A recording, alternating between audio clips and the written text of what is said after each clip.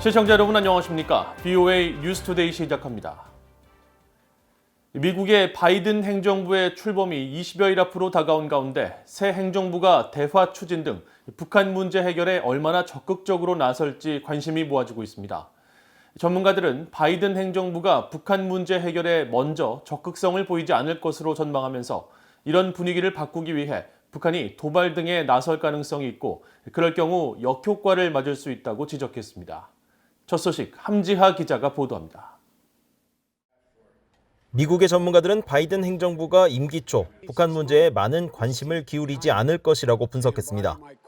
신종 코로나 바이러스 사태와 이에 따른 시급한 미국 경제 회복 등 국내 문제는 물론 이란과 중국 등 국제 문제까지 해결해야 할 과제들이 산적해 있다는 겁니다. 데이비드 맥스웰 민주주의 수호재단 선임연구원은 1일 BOA와의 전화통화에서 바이든 행정부는 취임 직후부터 여러 도전에 직면하게 될 것이라면서 이로 인해 북한 문제에 대한 우선순위는 밀릴 수 있다고 지적했습니다. North Korea is but one. So is Iran, and so is, of course, Russia, and the 600-pound gorilla, China. So it faces a very complex domestic and foreign policy situation as it takes office. North Korea is important, but as many have noted, it really can't be at the top of the list because there are other pressing issues. 바이든 행정부는 북한 문제 해결에 적극적인 자세를 취하지 않고 오히려 북한은 존재감을 높이기 위해 도발을 시도할 가능성이 높다는 분석도 이어집니다. 스콧 스나이더 미 외교협회 미한 정책국장은 그동안 북한은 미국과의 협상에 앞서 힘의 위치에 있으려 했고 현재 경제적 압박에 시달리고 있다면서 도발 가능성을 예상하고 그러나 그런 도발은 오히려 역효과를 낼 수 있다고 지적했습니다. The reality is that sort of action is going to constrain and limit opportunities for engagement by the Biden administration, and it's going to push the Biden administration towards taking a harsher approach toward North Korea. And I think that's the reason why the South Korean government has been so active to try to encourage early engagement. 미국이 먼저 북한에 대한 유연한 태도로 대화 의지를 보여줘야 한다는 미북 간 접촉의 필요성도 거론됩니다. But I would simultaneously also, in a quiet way, reach out to North Korea.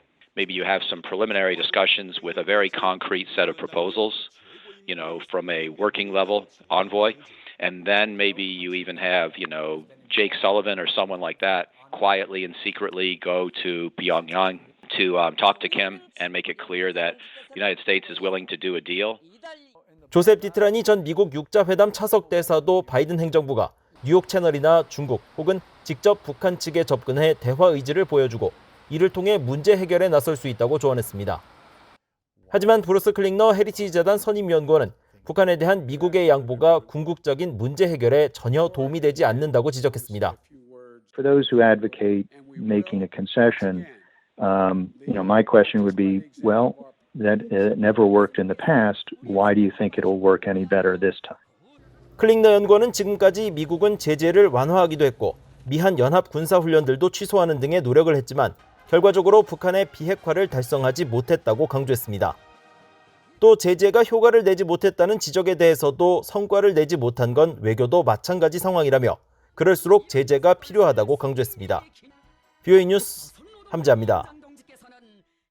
오는 20일 조 바이든 미국 대통령 당선인의 취임식이 열립니다. 이에 앞서 미국 의회 상원에서는 새 외교안보팀을 이끌 주요 인사들의 인준청문회를 조만간 개최할 예정인데 이 중 북한 문제와 관련해 두드러진 경험이나 이력을 가진 인사는 없는 것으로 나타났습니다. 이조은 기자가 보도합니다. 조 바이든 미국 대통령 당선인은 앞으로 4년을 이끌 행정부의 첫 외교안보팀 내각으로 국무장관의 토니 블링컨 전 국무부 부장관을, 국방장관에는 로이드 오스틴 전 중부사령부 사령관, 국가정보국장은 에브릴 헤인스 전 중앙정보국 CIA 부국장을 지명했습니다. 린다 토머스 그린필드 전 국무부 차관보는 유엔 주재 미국 대사로, 국방부 부장관에는 캐슬린 힉스 전 국방부 정책 담당 수석 부차관을 내정했습니다. 이들 대부분 과거 오바마 행정부에서 일을 했던 인사들로 민주당의 미국의 리더십 보강과 외교와 동맹 강화라는 외교 정책에 기반을 둔 인사로 평가됩니다.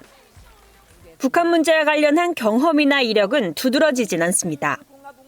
블링컨 지명자의 경우 2015년에서 2017년 오바마 행정부에서 활동하며 순위파 무장단체 ISIL 격퇴와 아시아 재균형, 글로벌 난민 위기에 있어 외교를 이끄는 것을 도왔다고 바이든 인수인계팀은 강조했습니다. 블링컨 전 부장관은 그동안 언론 인터뷰 등을 통해 북핵 문제 해결을 위한 지속적인 외교와 동맹국과의 공조, 경제적 제재 강화와 북핵 문제의 단계적 접근법을 강조해왔습니다. 국가정보국장에 지명된 헤인스 전 중앙정보국 CIA 부국장도 두드러지진 않지만 그동안 북핵 문제에 대한 입장을 밝혀왔습니다. Just watching the process, where we got to was essentially to say a phased approach is really the only path that seems likely to be possible to get to where we want to go without having a massive conflict. 헤인스 지명자는 그러면서 비핵화 협상의 단계적 접근에는 핵 미사일 실험 동결 외에 핵 프로그램 전면 중단과 검증이 포함되고 동결과 검증 단계에서 한국은 물론 중국 등 영내 국가들과 협력해 대북 압박을 유지해야 한다고 강조했습니다. 첫 여성 국방부 부장관에 지명된 힉스 전 수석부 차관은 오바마 행정부 시절 아시아 중시 정책에 관여했고 싱크탱크 기고문 등을 통해 주한미군 유지의 중요성과 북핵 문제 해결을 위한 다자 조율, 동맹 공조를 강조해왔습니다. 흑인 최초로 국방장관에 지명된 오스틴 전 중부사령관은 주로 유럽과 중동 지역에서 근무해 미중 경쟁 국면에서 아시아 경험이 부족하다는 지적이 나오지만 반면 합참차장을 역임해 문제가 없다는 분석도 있습니다. 민주당 상원 의원들은 이들 지명자들에 대해 미국의 전통적 리더십을 복원할 경험 많은 베테랑이라며 무난한 인준을 기대하고 있지만 공화당 내 일부 상원 의원들은 높은 학력과 이력은 있지만 실패한 워싱턴 주류라고 비판하며 험난한 인준 과정을 예고하고 있습니다. 특히 대표적인 중국 강경론자인 공화당의 중진 마르코 루비오 의원과 톰 코튼 의원, 조시 하울리 의원은 바이든 당선인의 국가안보팀 지명자들이 특히 중국에 약하다는 주장입니다. 통상적으로 상원은 새 행정부 출범 직전 주요 국가안보팀 지명자 인준을 완료합니다. 상원은 다수당 여부를 결정지을 오는 5일 조지아주 상원 선거가 끝나는 대로 바이든 행정부 출범 내각 인선들에 대한 인준 청문회 일정을 발표할 것으로 알려졌습니다. VA 뉴스 이존입니다. 미국 상원이 도널드 트럼프 대통령이 거부권을 행사한 2021 회계연도 국방수권 법안을 재의결해 트럼프 대통령의 거부권을 무효화했습니다. 상원은 1일 오후 본회의에서 찬성 81표, 반대 13표로 2021 회계연도 국방수권 법안을 재의결했으며 앞서 하원도 지난달 28일 본회의에서 찬성 322표, 반대 87표로 국방수권법을 재의결함에 따라 상하원 모두 트럼프 대통령의 법안 거부권을 무효화시켰습니다. 트럼프 대통령의 거부권 행사가 상하 양원의 재의결로 무효화된 것은 이번이 처음으로 앞서 트럼프 대통령은 지난달 23일 하원에 보낸 입장문을 통해 이 법안은 핵심 국가 안보 조치들을 포함하지 않았고 중국과 러시아의 선물이 될 것이라면서 거부 의사를 밝혔습니다. 또 법안에 담긴 한국, 독일, 아프가니스탄 주둔 미군 병력 철수를 위한 대통령의 능력을 제한하는 조항을 거론하면서 이는 나쁜 정책일 뿐만 아니라 위헌이라면서 헌법에 따라 한국 등 해외에 미군을 얼마나 어디에 배치할지에 관한 결정은 대통령에게 있다고 말했습니다. 2021 회계연도 국방수권 법안은 주한미군의 경우 현재 28,500명 미만으로 줄이는 예산을 사용하지 못하도록 하는 조항을 담고 있습니다. 미국 의회 톰 렌토스 인권위원회가 최근 한국 정부가 공포해 3월 30일부터 시행되는 대북전단 금지법에 대한 청문회를 이달 내 실시할 예정인 가운데 미국 의회에 해당 법의 문제점을 지적하며 이를 알리겠다는 움직임이 이어지고 있습니다.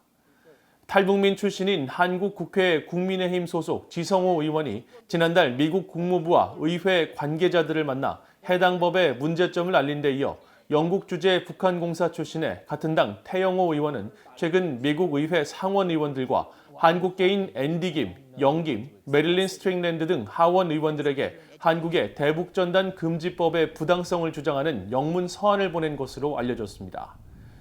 태 의원은 서한에서 대북전단 금지법은 북한 독재 정권에 의해 강요된 북한 주민들의 잔혹한 고립이 심화될 수 있고 한국 헌법이 보장하는 기본적인 권리인 표현의 자유를 억압하며 김정은 정권의 반민주적 요구 입지를 강화한다고 밝힌 것으로 전해졌습니다. 이와 관련해 미국 북한인권위원회의 그레그 스칼라튜 사무총장은 북한 인권의 중요성을 증명할 수 있는 좋은 기회라면서 한국 정부와 미국 워싱턴 내 한국 정부 관련 기관들이 의회의 대북전단 금지법 청문회 개최를 막기 위해 절박한 움직임을 보이고 있다면서 가장 중요한 것은 이 청문회가 열리는 것이라고 말했습니다. 북한은 자국 내 신종 코로나 바이러스 감염 사례가 전혀 없다고 주장하고 있는 가운데 미국 질병통제예방센터 CDC는 북한 내 코로나 상황이 매우 위험하다며 북한 여행 자제를 권고했습니다.